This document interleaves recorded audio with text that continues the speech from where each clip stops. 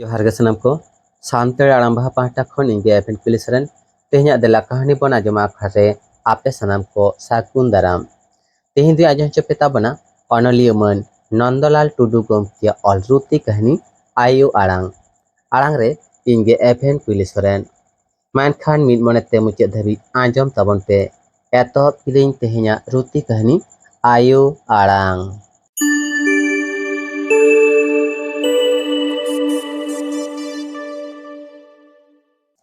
सुमी आई आयो दो लगन के सेतारे बेरेद खाते ओड़ा राचा जो फाचा फाची धुरवना अंते आज बाबा हो हिजुक कान पेड़ा को लागिद नाश्ता आगू बाजार ते सेनना तेहेन दो सुमी बिटी nyel को हिजुआ nyel ते सुमी दोय हारा जुवनेना बारगेल सेरमा उमेर हुयन ताया nyel ते दो आदि नापाय आदि चेहरा nyelोआ एसेल उसूल मेद मुखन होना पायताया आज आयो बाबा आस पेड़ा दको कुसी गिया जथात अक्तरे रायबारी पेड़ा आतेर एसेटेना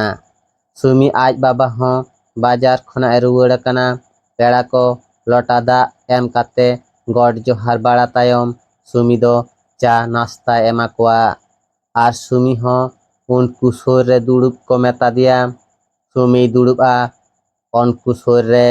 कुलिया को ओलोक पढ़ाव ᱧᱩᱛᱩᱢ ओड़ा रेना कामी कोय बाड़ाय आसे बांग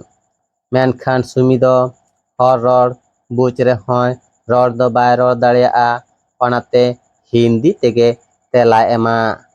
चेदाग से सुमी दो बाले तोरा खन आज आयो बाबा साव बोकारो बाजार रे हारा कना ओंडेगे आज बाबा समाय दो चाकरियाय सुमी दो ओलोक पढ़ाव हिंदी तेगे सेना कदा आज आयो बाबा हो हर ते रोड दो बाकिन सेड़ा कदिया नाश्ता जम बड़ा काते रायबारी दोय मेन किदा इनका गेले जिरआ तायम तीन खबर आप्या nyeliya पेड़ा दो को बिदय को हाताव किदा दसार हिलो सुमी आज आयो सुमी आज बाबाय मेताया हेगो रायबारी दो फोन कदाय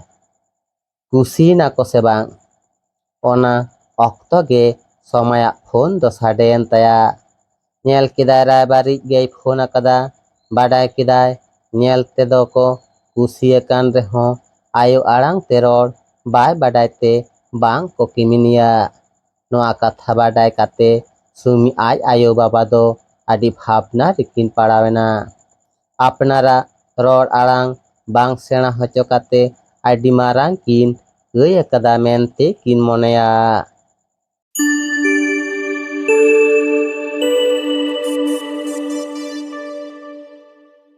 कहानी दो नोडेगे मुचेना आजमेत था पे कहानी अनलिया मन नंदलाल टुडू गमकिया अलरुति कहानी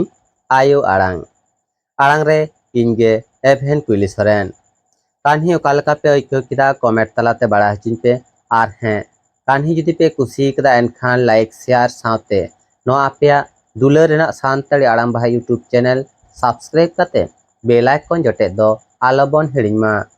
चेदा से आर होनोंका के नावा नावा कहानी को आती सेटरोआ आपे को मिट डोंडेक रस्को हचपे लगी देला कहानी बन आजमा आखड़ारे